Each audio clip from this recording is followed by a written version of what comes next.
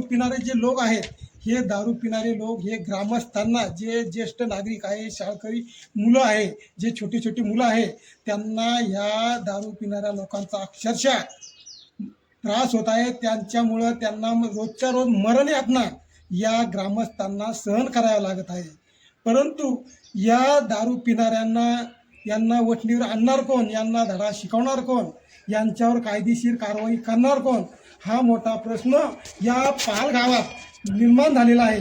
आणि हा प्रश्न मार्गी लागावा यासाठी आम्ही झाले 1 महिन्यापूर्वी माननीय पोलीस निरीक्षक पोलीस स्टेशन फुलंब्री यांना सुद्धा एक निवेदन दिलेलं आहे. परंतु गावामध्ये नेमकं दारू पिऊन गोंधळ घालतं कोण, यासाठी यांचं रेकॉर्ड तयार व्हावं आणि हे रेकॉर्ड पोलीस स्टेशनला किंवा कायदेशीरदृष्ट्या त्यांच्यावर कारवाई करण्यासाठी महत्त्वाचं असल्याने गावामध्ये CCTV लागणं अत्यंत गरजेचं आहे. नमस्कार, मी ज्ञानेश्वर बोरसे आणि आपल्या गावचे सहकारी ज्ञानेश्वर ढेकले. आज आम्ही आलेलो आहे ग्रामपंचायत पाल येथे.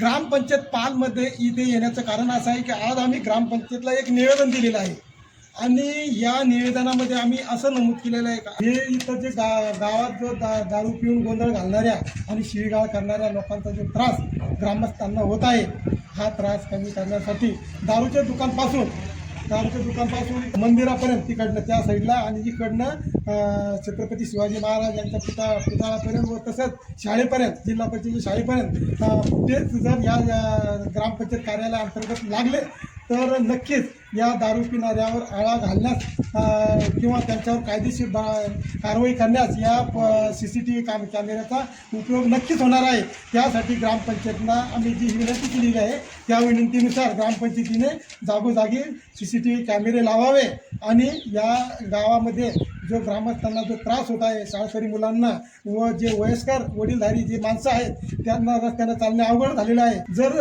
गावामध्ये ग्रामपंचायत मार्फत हे CCTV कॅमेरे लागल्यास आणि या CCTV फुटेजच्या माध्यमातून जी कायदेशीर कारवाई जर या दारू पिणाऱ्यावर किंवा दारू पिणारे जे गोंधळ घालणारे आहे, जे लोकांना त्रास देणारे आहे, ते त्यांच्यावर जर कारवाई झाल्यास नक्कीच येथील ग्रामस्थांना न्याय भेटल्याशिवाय राहणार नाही. धन्यवाद.